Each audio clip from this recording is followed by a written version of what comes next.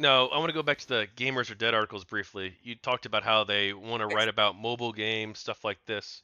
And I guess you could maybe Yes. read it that way, but isn't it also fair to read them as, hey, look, these are journalists, or well, opinion writers, whatever, who don't like aspects of gaming culture. They think that gaming culture has a lot of toxicity and bad stuff in it, and they think that we need to get away from the gamer identity because the gamer identity is partially responsible for this or is representative of this toxic attitude that they see. And some of them also wanted to get rid of the video game or change video games too to make them less violent, make them less sexist, quote unquote, things like that. Yeah, that's something I have a problem with. So one of the big things is I don't think I realized how strongly gamer as an identity had stuck with me. And I think especially after like that weekend was when I was going through the whole thing with Zoe Quinn and having the like mind meltdown of like my life is a lie. So it was like I think I latched a little harder onto the gamer identity label than I would have if I hadn't also been dealing with that stuff. Like right now, today, like would I still like the only reason I think I'm as strongly attached is because of the last 9 years or whatever of Gamergate. But it did really upset me and offend me personally because, okay, so my mom has been gaming with my grandfather before I was born when she was like, in the 60s, back in the arcades. She was a pinball and loved Invaders and like has taught me all sorts of video games, baseball. My grandfather too has like been teaching me PC and arcade games since I was like 2.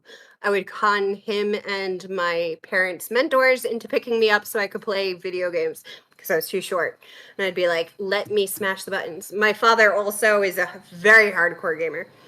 Uh, our my I learned to read playing video games and computer games because I wanted to play D&D with my dad. And he held every single one of us. He has four kids, 3 sons, 1 daughter. I'm the daughter. He held every single one of us in one arm and then like played computer games with his free hand. So I was much more attached to the gamer label than I realized until that kind of weekend. So at first I came in to also be like, listen, gamers are also women. Like women are gamers. You can't just say like, oh, gamers are like synonymous with like male teenagers who are like playing Halo and stuff. Like, yeah, I play Halo, but I also play like, I play a lot of strategy games. I mostly play like Civilization. My Like I said, my father has been teaching me video games my whole life. He my birthday present when I was 16 was like Civ 4 expansion, I think. I don't 100% sure on the dates, but mostly like he was one of the world's top 25 Civ players. And so he would do like emails back and forth of like all the different Civ games and things and get on my case for not doing as well as him. So I was very like, at first I was just like, okay, well, first of all, it's not synonymous with, male, cishet, gender, blah, blah, blah. That's, and secondly, if you're going to be in a sort of medium of whether you call it blogger or you call it games journalist, you are also representing not only the gamers to the game studios, publishers, etc., the advertising especially, but vice versa.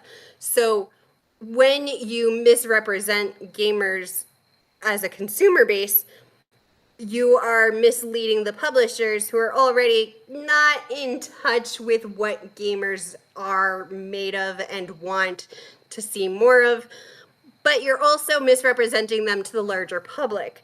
And that I think was the biggest thing that really upset people with Gamergate because well, they kept being like, look at these harassing terrorists and so forth. They were not truly representing what gamers are to the wider public who aren't necessarily gamers. And So the charitable definition I gave of, okay, these articles are just trying to say we're going after the female Candy Crush player audience of whales who spend money on mobile games. That was actually the interpretation anti-GG gave me of the articles, because this was like a big thing I kept arguing with them. I was like, they're trying to basically stop giving studios the reason to listen to the general base who buys games. And this is also something, this was one of the reasons I actually was part of Comicsgate as well, because a lot of the articles were also doing kind of a similar thing of being like misrepresenting who buys comic books. Not that, like, yeah, in general, not as many people buy comic books as watch, say, the IPs. So you have the movies. Obviously, the movies are huge, but the comic books themselves aren't as much. Why is that? Where is the marketing differential? What can we do to better both situations? It's a long story.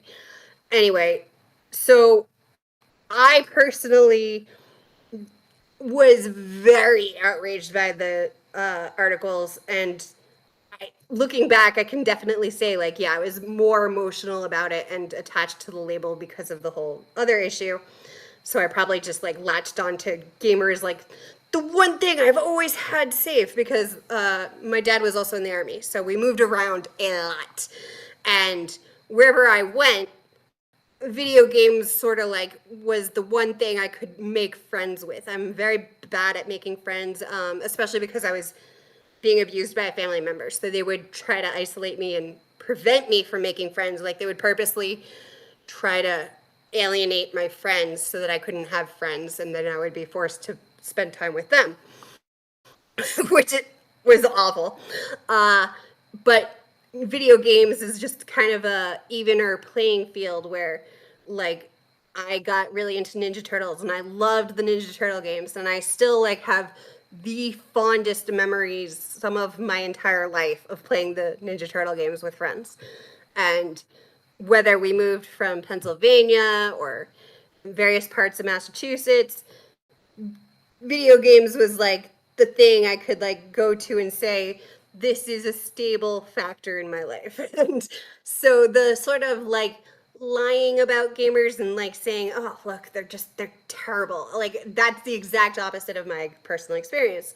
When I had gotten the most ill, people would be like, okay, well, don't worry so much about that. How have you been enjoying, back then it was like Baldur's Gate 1, and I was like, this is my favorite game. I love it so much. And I like had a couple of friends I kept being like, look at this, look at this. This game is great. There's so many Easter eggs. I haven't even found them all. And they were like, all right, but it's not that good. I'm like, yes, it is. And they would, one of my other friends also like kept trying to get me to play Morrowind for like the longest time, and then I finally played Daggerfall, and so I was like, yeah, all right, now I'll play Morrowind, and that's how I got into Elder Scrolls and so forth and so forth. So I was just like, this is not true of video games. Like the other thing, that was only the start, obviously. So you had like what, 10 or 12 game articles coming out saying gamers are over, let's stop using that label, and It they was it tried to was like, it was I believe. Oh shoot, I got it's on my questioning right here. It's 10 articles on the first day, 9 in yeah, the following days. absolutely insane.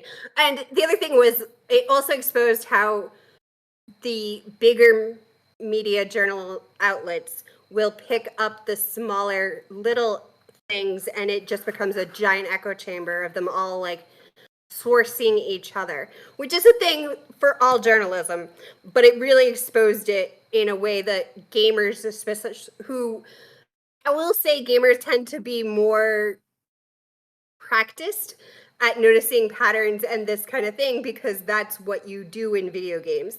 You do this in order to play the game. So they kind of were much better at picking up, oh, hey, look at how this works. And what can we do to defeat this?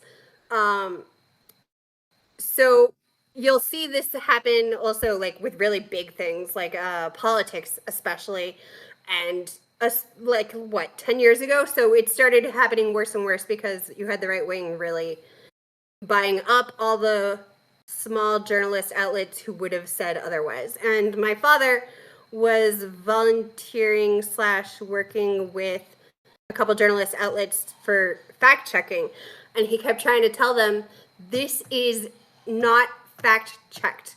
This is actually anti-truth. This is not sourcing anything except another opinion piece, and it is not actually sourcing facts. You can't just label it as fact because all you're doing is creating a circle of journalists who aren't what's the word I want? In science, when you like, it's not peer review, but when you disprove something. Any case, that's what he was trying to prove, and even he had so much troubles getting it pointed out because it was all just it was too built into the framework of what internet journalism was doing. I think it's gotten a little better, hesitantly we'll say, just because Trump exposed so much of it, and so people started to be like, we can't keep doing this. There's no sustainability in this. The audience is running away from us. But even then, like you have a lot of places that were just like, we give up. I What guess we have no audience now.